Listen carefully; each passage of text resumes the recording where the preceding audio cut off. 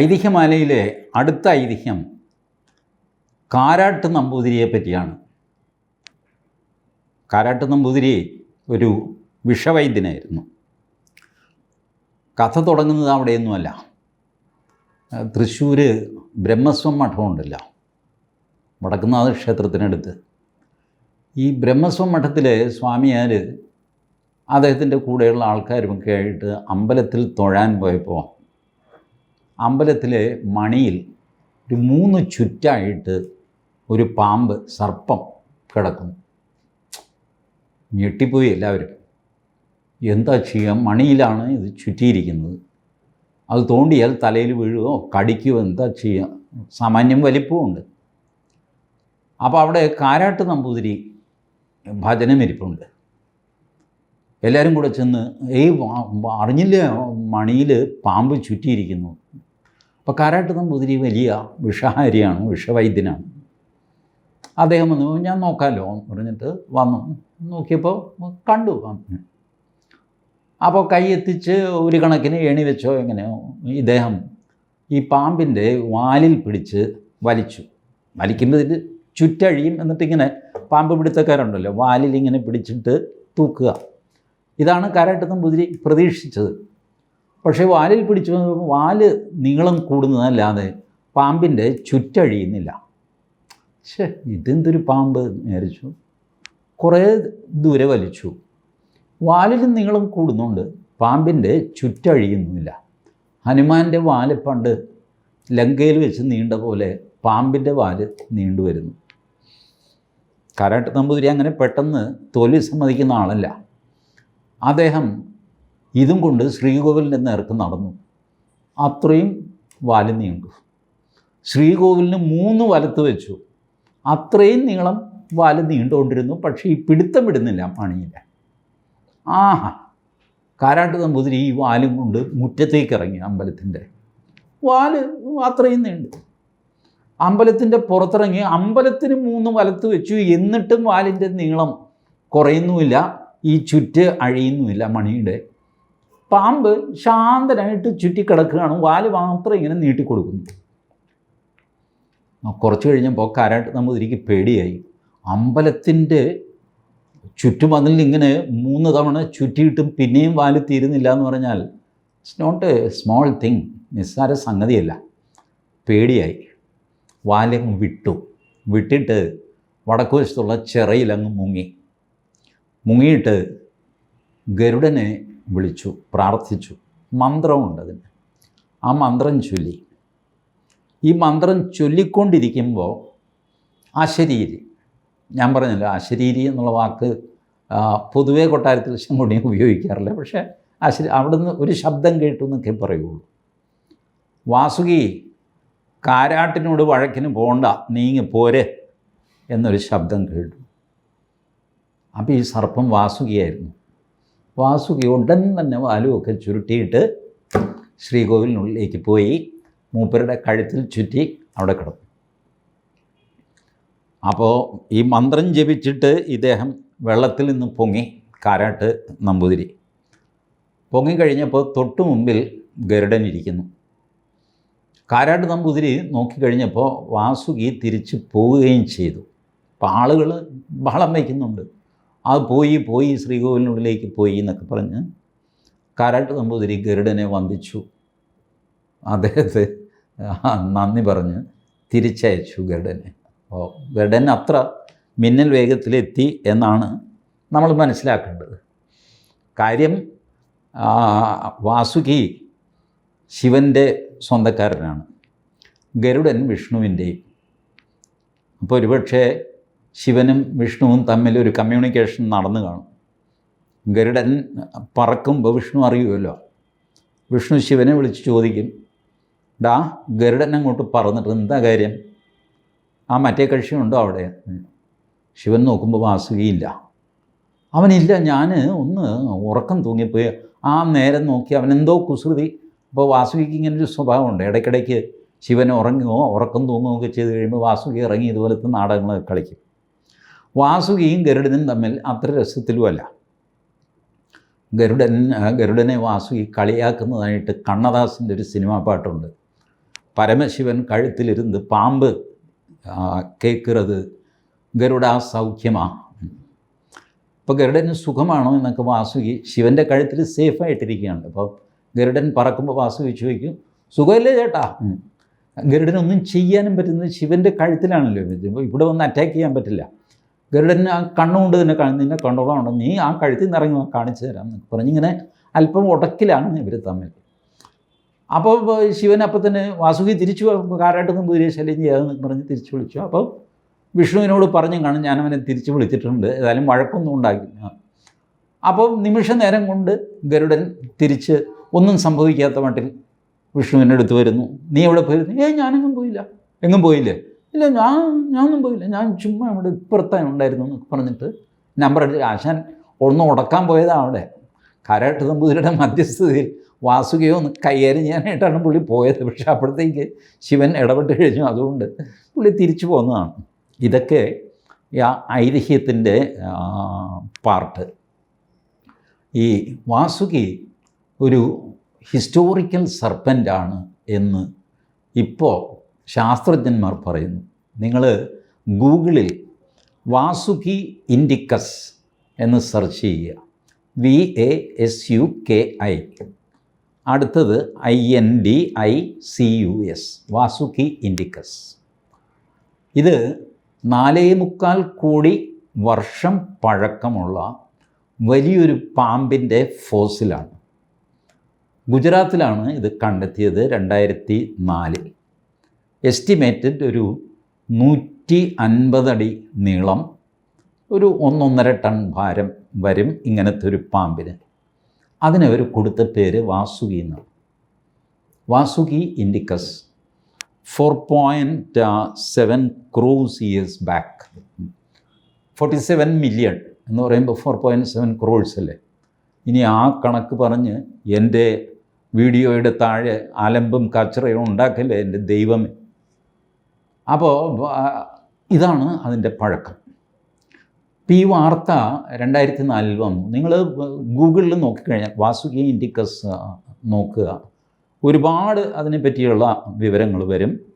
കൂടെ അന്ന് വന്ന വാർത്തകൾ, 2004 വന്ന വാർത്തകളും വരും. 2004 ഗുജറാത്തിലാണ് ഇത് കണ്ടെത്തിയത്. അപ്പോൾ 4.25 കോടി വർഷം മുമ്പ് വാസുകി ഉണ്ടായിരുന്നു. അതിൻ്റെ ഒരു അടയാളം നമുക്ക് പുരാണങ്ങളിൽ അവിടെ ഇവിടെയൊക്കെ ഇതിഹാസങ്ങളിലൊക്കെ ഉണ്ട്. വാസുകി വലിയൊരു കഥാപാത്രമാണ്. വാസുകിയുടെ വലിപ്പത്തെ ചൊല്ലി ഒരുപാട് സ്പെക്കുലേഷൻസ് നമുക്ക് കാണാൻ സാധിക്കും. അതിലൊരു സ്പെക്കുലേഷൻ, ഒരു ഐതിഹ്യമാണ് കൊട്ടാരത്തിൽ ശങ്കുണ്ണി. കൊട്ടാരത്തിൽ ശങ്കുണ്ണി ജീവിച്ചിരുന്ന കാലത്ത് ഈ വാസുകി ഇൻഡിക്കസ് കണ്ടുപിടിക്കപ്പെട്ടിട്ടില്ല. ഈ പുരാണങ്ങളിലൊക്കെ വാസുകിയെ പറ്റി പറയുമ്പോഴൊന്നും തന്നെ വാസുകി ഇൻഡിക്കസ് കണ്ടുപിടിക്കപ്പെട്ടിട്ടില്ല. പക്ഷേ ഇപ്പോൾ അത് കണ്ടുപിടിച്ചിരിക്കുന്നു.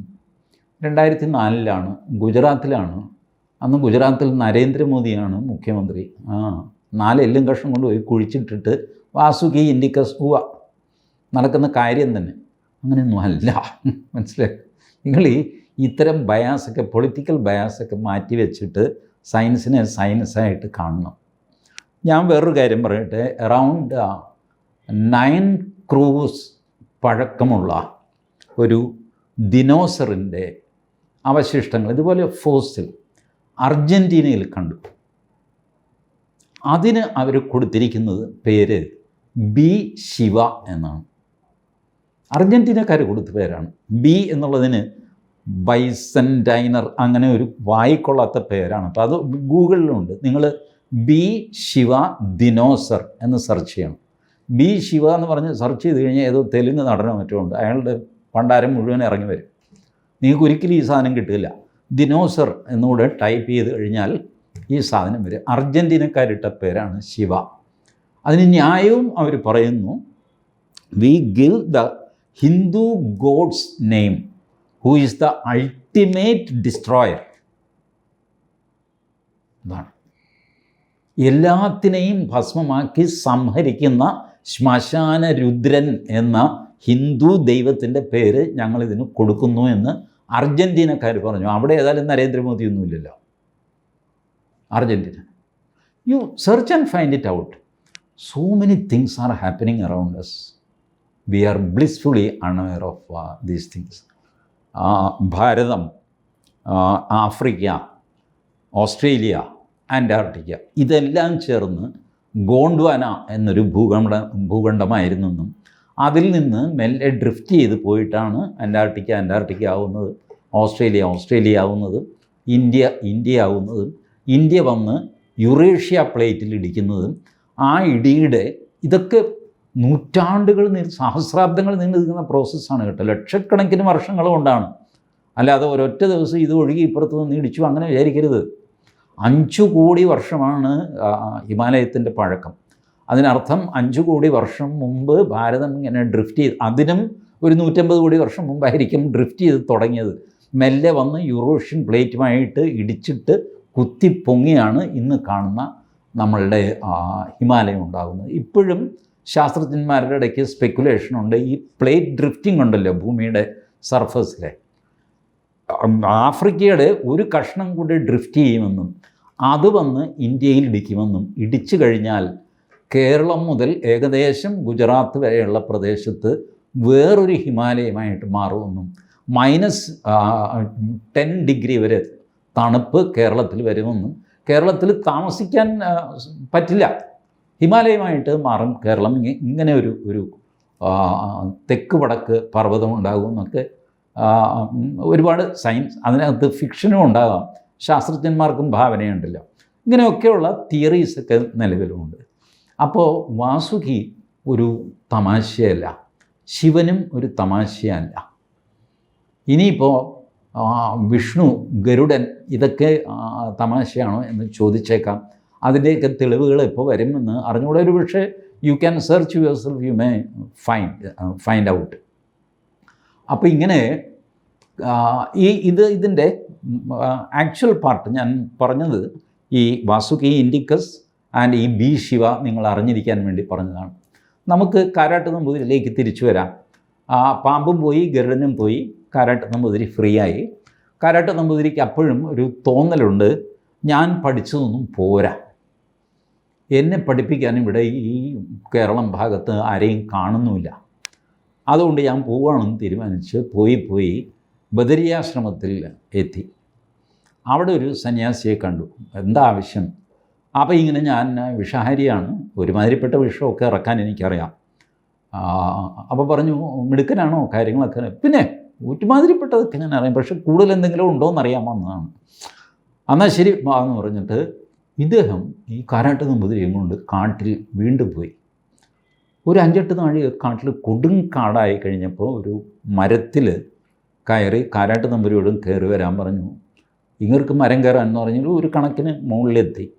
ഒരു കമ്പിൽ കാരാട്ട് നമ്പൂതിരിയെ കയറ് കൊണ്ട് ഇങ്ങനെ കെട്ടി. എന്തിനാ എന്നെ കെട്ടുന്നത്?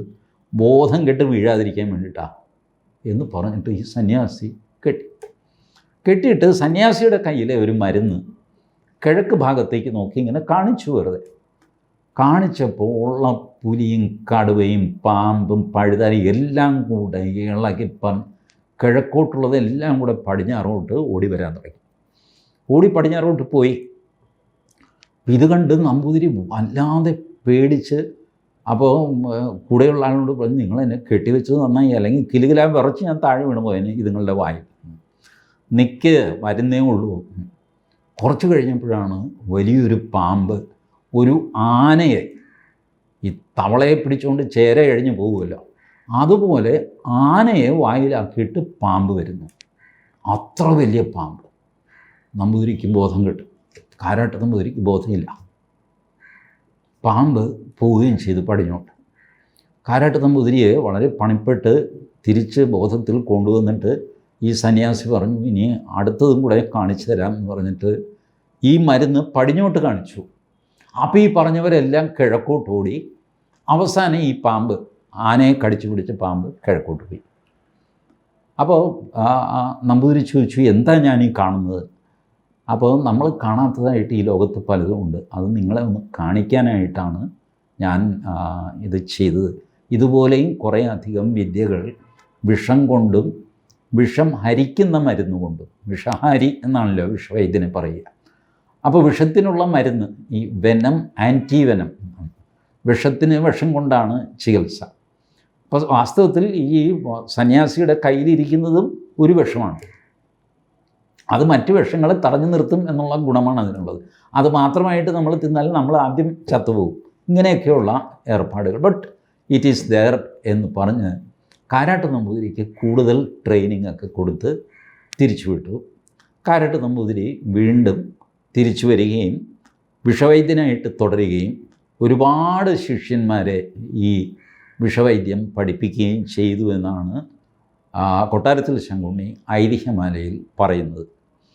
ഈ ഐതിഹ്യത്തിൻ്റെ കോർ ഞാൻ നോക്കിയിട്ട് ഈ വാസുകി ഇൻഡിക്കസും ബി ശിവയുമാണ്. ഈ ഒരു നോളജും റിയൽ നോളജ്, സയൻസ് ആൻഡ് നമ്മളുടെ ഇന്ത്യൻ ഐതിഹ്യം, ഫാൻറ്റസി, ഇമാജിനേഷൻ, ഇത് തമ്മിൽ അസാമാന്യമായ ഒരു പൊരുത്തം കാണുന്നു. എവിടെയോ ഒക്കെ ഈ കൊട്ടാരത്തിൽ ശങ്കുണ്ണിയെപ്പോലെ ഉള്ള ആൾക്കാരും കാരാട്ട് നമ്പൂതിരിയെ പോലെയുള്ള കഥാപാത്രങ്ങളും ഒക്കെ പറഞ്ഞതും ചെയ്തതുമൊക്കെ എവിടെയൊക്കെയോ ശരിയാണ് എന്ന് തോന്നുന്നു. മൊത്തത്തിൽ നമ്മുടെ പൈതൃകത്തിൽ അഭിമാനം തോന്നുന്നു. Thank you.